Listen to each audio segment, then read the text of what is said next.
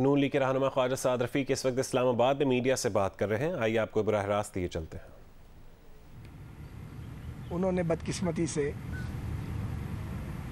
Media इतलात के मुताबिक और सोशल मीडिया पर जो मुख्तलिफ वीडियो क्लिप्स गर्दिश कर रहे हैं और जो हमारी इतलात हैं उसके मुताबिक उन्होंने अपने कारकुनों को कल के लिए इस्लामाबाद आने की कॉल दी हुई है और इसके लिए पीटीआई के लोग तैयारी कर रहे हैं।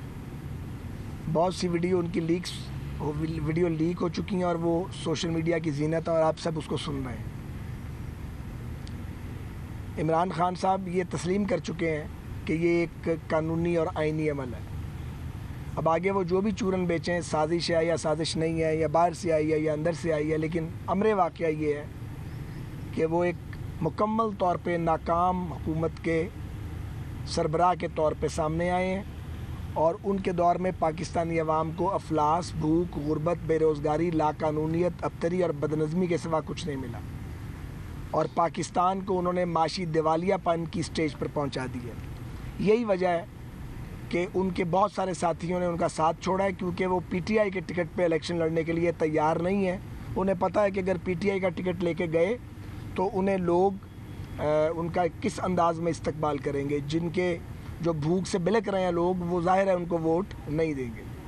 इसीलिए उन्होंने एक नाम नहाद अमेरिका मुखालिफ बयानिया बनाया है और वो इल्ज़ामात पे इल्ज़ामात आयद कर रहे हैं। सब जानते हैं कि मियां मोहम्मद नवाज़ शरीफ की 2/3 अक्सरियत से मुंतखब हुकूमत को इसलिए गिरवाया गया था कि उन्होंने एटमी धमाके किए थे और सुपर पावर्स का दबाव कबूल नहीं किया था और ना उनकी कोई पेशकश कबूल की थी। ये भी सब जानते हैं कि जब हम सी पैक लाए तो वो माशी धमाके के बराबर था और उस सी पैक वो गेम चेंजर था, वो पाकिस्तान की इकॉनमी को खड़ा कर सकता था। और उस सी पैक के प्रोजेक्ट के मामले पर भी मगरिब में और सुपर पावर्स में बहुत उनके माथे पर शिकने आई, लेकिन नवाज़ शरीफ साहब ने कोई कॉम्प्रोमाइज़ नहीं किया। मगर इमरान खान ने आते ही सी पैक को रोल बैक किया। ये सारी बातें सब लोगों को पता है। कल की सिचुएशन पे हम बात करना चाह रहे हैं। कल अहम दिन है। मरकज़ में और पंजाब में नो कॉन्फिडेंस मोशन जो है वो होने जा रही है। यहाँ बदकिस्मती से इन्होंने अपने अरकान असम्बली को ये इंस्ट्रक्शंस दी हैं कि वो ईवान के अंदर हल्ला गुल्ला करें।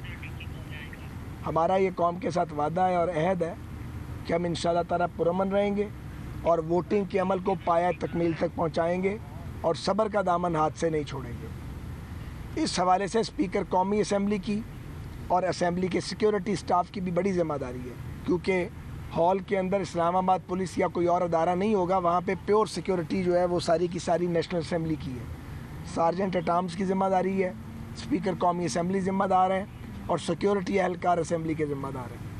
मैं पीटीआई के अरकान असम्बली को भी ये पैगाम देना चाहता हूँ कि वो हदूद को क्रॉस इसलिए ना करें कि वो ये बताएं कि वो पार्लियामेंटेरियन है। एहतजाज करना सबों का हक़ है, लेकिन उसे पार्लिमानी हदूद के अंदर होना चाहिए। हम में से कोई शख्स ऐसा नहीं है जिसने जेलें नहीं झेली हैं, सख्तियाँ नहीं काटी। सारी ज़िंदगी यही काम किया है। ना झगड़े से डरने वाले लोग हैं, लेकिन आप रियासत की सालमियत को दाव पर ना लगाएं और आप जमहूरियत को भी दाव पर ना लगाएं और आप जमहूरियत को ख़तरे में डालने की कोशिश ना करें कि अगर आप नहीं हैं तो फिर रियासत को नुकसान होता है, तो वो जमहूरियत जाती है तो जाए, लेकिन आपको रहना चाहिए। ये जो रवैया है इमरान खान का गासबाना और आमराना, ये हम समझते हैं कि ये बहुत अफसोसनाक और काबिल मज़म्मत है। उन्हें अब मर्दाना वार इसका मुकाबला करना चाहिए इस सूरत हाल का। और सियासत में मुश्किल टाइम आते हैं। अभी हम पर भी मुश्किल टाइम था कुछ अर्सा पहले, अभी ख़त्म भी नहीं हुआ। हमने मर्दाना वार उसका सामना नहीं किया, हमने चीखें नहीं मारी, हमने ईवान में इन पर हमले नहीं किए, हमने पार्लिमानी एहतजाज ज़रूर किया है, नारे भी लगाए हैं, लेकिन हमने असॉल्ट नहीं किया। तो हम तवक्को करते हैं पीटीआई के कारकुनान से भी, जो सेंसेबल लोग हैं, और पीटीआई के अरकान असम्बली से, कि वो अपनी सोच और मर्ज़ी के मुताबिक फ़ैसला करें, लेकिन हल्ले गुल्ले का हिस्सा ना बने, क्योंकि उनका हल्ला गुल्ला हमें तो कोई नुकसान नहीं पहुंचाएगा, मगर रियासत को ज़रूर नुकसान पहुंचेगा। दूसरी बात, जब आप अक़लियत के लीडर बन चुके हैं, तो आप अगर इसको ख़राब करें या डिले करें या डिसऑर्डर क्रिएट करें या ग्रेव डिसऑर्डर क्रिएट करने की कोशिश करें, तो आपको इससे क्या मिलेगा? आप चंद दिन आगे ले जाएंगे अगर आप ले जाना चाहते हैं। अब जाना जो है वो नविश्ता दीवार है, तो फिर इज़्ज़त के साथ, ऑनर के साथ जाने की कोशिश करें। ये जाने का तरीका चीखें मारना, ज़मीन पे लेट जाना, कपड़े मैले कर लेना, अपने कपड़े फाड़ना, दूसरों के गिरेबान फाड़ने की कोशिश करना, ये इमरान खान साहब आपको बेनिफिट नहीं करेगा और ये आपको मज़ीद एक्सपोज करेगा। आप पहले ही बहुत एक्सपोज हो चुके हैं। तो हम आज की इस मीडिया टॉक के ज़रिए कौम को ये कन्वे करना चाहते हैं कि हम अपनी ज़िम्मेदाराना जो हमारा रवैया उसका हम मुजाहरा करेंगे। हमारा कोई कारकुन स्ट्रीट पे नहीं होगा। ये नहीं कि हमारे पास कारकुन नहीं है। हम अपने हलकों से आते हैं तो लाखों वोट लेके आते हैं। 4-4, 5-5, 6-6 इलेक्शन अल्हम्दुलिल्लाह हमने जीते हैं, तो वो अल्लाह के फजल के बाद अपने वोटर्स और सपोर्टर्स की मदद से जीते हैं। हमें भी पूरे मुल्क से मैसेजेस आए हैं कि जी हम आना चाहते हैं, मगर आज सदर मुस्लिम लीग ने अपनी, मेरे इल्म के मुताबिक, प्रेस कॉन्फ्रेंस में भी ये मैसेज दिया है और हमने अपने तमाम लोगों को कहा है कि कोई गलियों पे, सड़कों पे, बाज़ारों में कोई बैनर, कतबा, लाठी लेके या वैसे नहीं निकलेगा, उसकी ज़रूरत नहीं है। ये खालिस्तन पार्लिमानी अमल है जो होने जा रहा है। इसमें अरकान कौमी असम्बली अपना रोल प्ले करेंगे। हमने एडमिनिस्ट्रेशन से भी बात की है, मुसलसल हम उनके साथ राब्ते में हैं।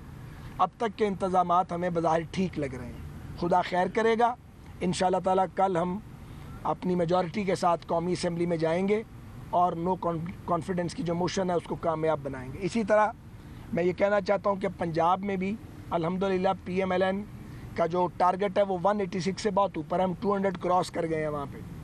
और वहाँ जो इमरान खान साहब के वज़ीर आला के उम्मीदवार हैं उनको कुछ सुझाई नहीं दे रहा और वो कोशिश कर रहे हैं कि किसी तरीके से इंतखाबी अमल जो है उसको वो पोस्टपोन करवा दें। लेकिन हमें यकीन है कि वहाँ भी ऐसा नहीं होगा और कल का दिन पाकिस्तानी कौम के लिए यौम निजात होगा इस नहुसत वाली हुकूमत से जिसने पाकिस्तान को तबाही की दलदल में धकेल दिया है।